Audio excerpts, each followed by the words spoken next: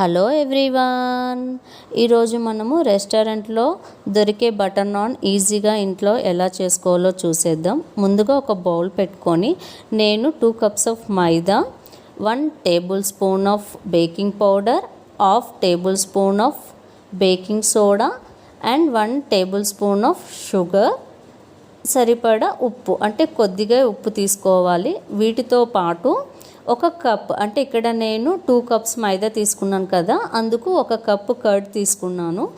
ఇందులో oil add చేసి బాగా కలుపుకోవాలి. ఫస్ట్ ఈ కర్డ్ మైదా పిండి అంతా మిక్స్ అయ్యేలా కలుపుకోవాలి. ఇలా కలుపుకున్న తర్వాత ఇందులో కొద్దిగా వాటర్ యాడ్ చేసుకొని మళ్ళీ బాగా కలుపుకోవాలి.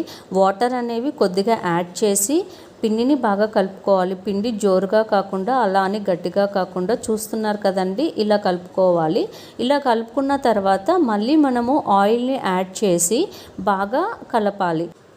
ఇప్పుడు మనము ఇలా ఒక 10 నిమిషాల పాటు పిండిని ఒత్తుకోవాలి. ఇలా బాగా ఒత్తుకోవడం వల్ల బటర్ నాన్ అనేది బాగా వస్తుంది.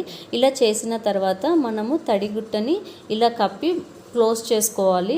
ఇక్కడ ఒక బౌల్ తీసుకొని నేను బటర్ తీసుకున్నాను. ఒక 1 అవర్ తర్వాత చూడండి మనకి ఎంత బాగా వచ్చిందో పిండి. ఇలా వచ్చిన తర్వాత మనము ఇక్కడ చిన్న బౌల్స్గా తీసుకొని నేను ఇక్కడ ఈ మిశ్రమాన్ని ఒక 4 మెంబర్స్కి సరిపడేలా తీసుకున్నానండి. ఈ క్వాంటిటీస్ అనేవి ఇలా బాల్స్ చేసి పక్కన పెట్టుకోవాలండి. పిండిలో మనము ఇప్పుడు ఈ బటర్ నాన్లని మందంగా కాకుండా అలా అని పతలా కాకుండా మనం ఈక్వల్గా రుద్దుకోవాలి. ఇలా రుద్దుకున్న తర్వాత చూడండి నేను వీడియోలో ఎలా చూపిస్తున్నానో అంటే మనము పిండిని వేసుకుంటూ బాగా రుద్దుకోవాలి. ఇలా రుద్దుకున్న తర్వాత 1 సైడ్ అనేది మనము వాటర్ని అప్లై చేసుకోవాలన్నమాట. ఎందుకంటే మనం పెన్నంకి బాగా అతుక్కోవాలంటే ఈ వాటర్ని 1 సైడ్ పిండికి అప్లై చేసుకోవాలి. ఇలా అప్లై చేసుకున్న తర్వాత పెన్నం పైన వేసుకోవాలి. ఇక్కడ నేను మనం రొట్టెల పెన్నం ఉంటుంది కదండి, అది తీసుకున్నాను. చూడండి 1 సైడ్ మనకి స్టిక్కీ అయిపోయింది కదా, తర్వాత మనము దాన్ని రివర్స్లో పెట్టి పొయ్యి మీద కాల్చాలి. ఇలా కాల్చిన తర్వాత